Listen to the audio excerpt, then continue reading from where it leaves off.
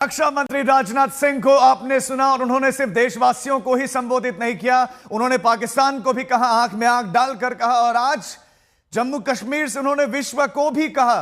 उन्होंने कहा कि आपने किसके हाथ में ये परमाणु हथियार थमा रखे हैं। जैसे बंदर के हाथ में उस तरह होता है, उसी तरह एक गैर जिम्मेदार देश के हाथ में इस समय एटॉमिक बम है। और उन्होंने इंटरनेशनल एटॉमिक रिसर्च एजेंसी से भी कहा कि आप जाकर देखें पाकिस्तान आखिर कर क्या रहा है। और हम परमाणु धमकियों से डरने वाले नहीं और इस बार भी नहीं डरे। उन्होंने बिल्कुल स्पष्ट किया, बातचीत की बात करने वाले। उन्होंने कहा कि बातचीत अगर होगी तो बातचीत होगी आतंकवाद पर, बातचीत होगी पाक अधिकृत कश्मीर पर।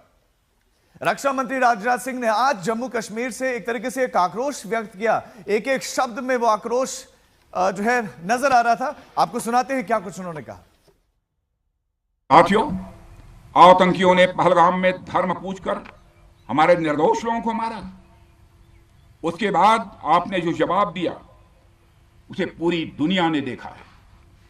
उन्होंने यह नहीं सोचा कि आम नागरिकों ने उनका क्या बिगाड़ा है, उन्होंने ऐसा क्या किया है कि उन्हें मार दिया जाए।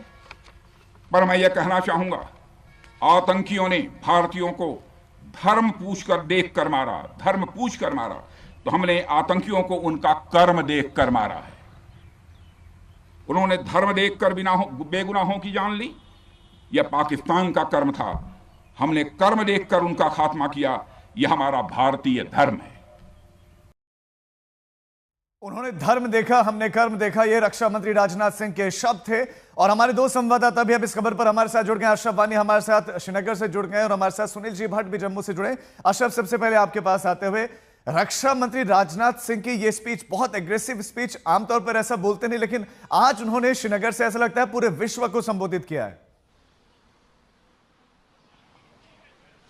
बिल्कुल राजीव, और आपने शुरू में ही वो महत्वपूर्ण बातें जो रक्षा मंत्री राजनाथ सिंह ने श्रीनगर यानी कश्मीर में कही, उनमें सब ये जो पिछले दिनों से जितनी कुछ बातें हो रही थी उनका पूरी तरह से जो निचोड़ जिसको हम कहें, उन्होंने साफ कहा कि परमाणु जो है धमकी से भारत जो है डरता नहीं।